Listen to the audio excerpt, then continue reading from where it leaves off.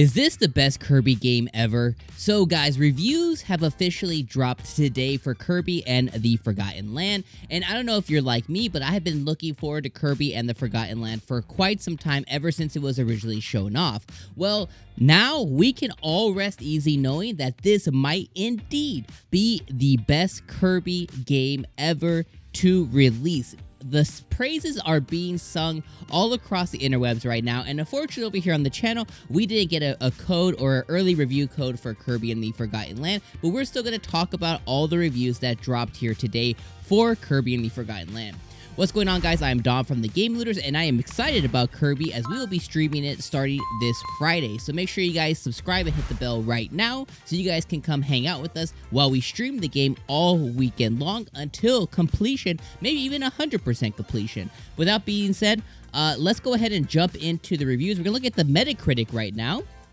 And the MetaCritic score for this game right now is sitting at a staggering 85. It is so good right now. It is looking fantastic. So we're going to go through the reviews right now. We're going to kind of handpick a couple reviews and we're going to talk about it. So the first thing that I want to kind of jump into is obviously we have 63 critic review scores across the interwebs right now, sitting at a staggering 85. This might be one of the best Kirby rated games ever, and I'm here for it.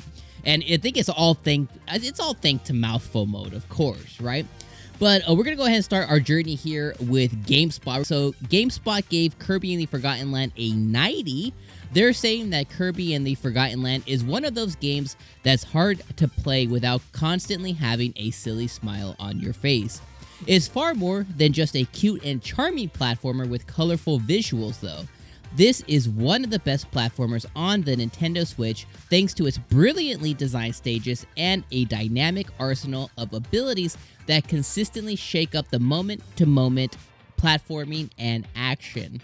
And Franken Kirby, if you're reading this review, please don't eat me. I don't have any cool powers anyway. So some really cool and really thoughtful words over there from the people at GameSpot. They're basically saying that all of the new abilities introduced via the mouthful mode have just really changed Kirby on its head and really gave it a reason to be one of those really unique platformers that just is a ton of fun and puts a smile on your face. So the next one that we're going to take a look at is Game Informer. So the folks over at Game Informer also gave Kirby and the Forgotten Land a 90, and they say this: Kirby and the Forgotten Land is great and should not be missed for Kirby and platforming fans alike. This isn't quite the Pink Puff's rendition of Super Mario 64, but it brings the series successfully into the 3D realm and doesn't need to rely solely on its latest entertaining gimmick.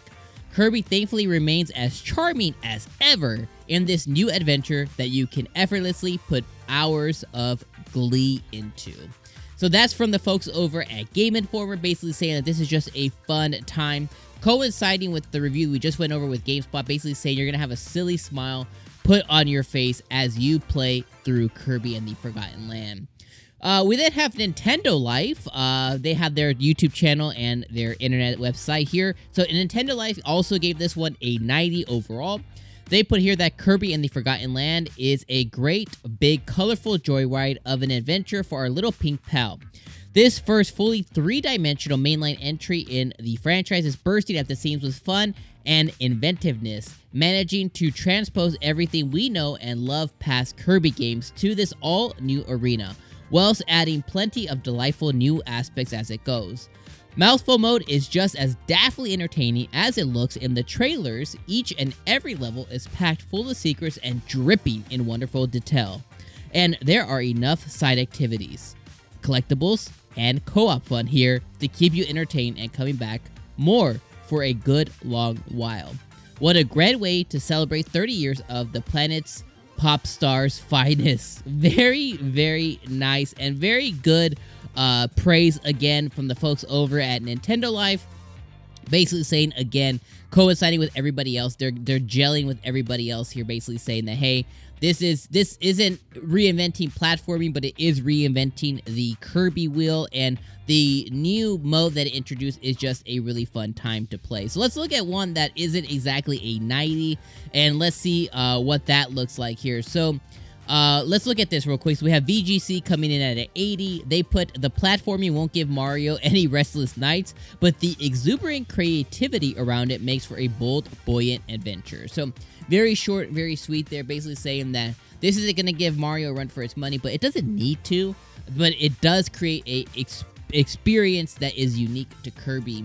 Let's take a look at one more, guys, then we'll wrap up. We have Digital Trends over here. Digital Trends says even, and they're this one, Digital Trends gave it an 80, by the way.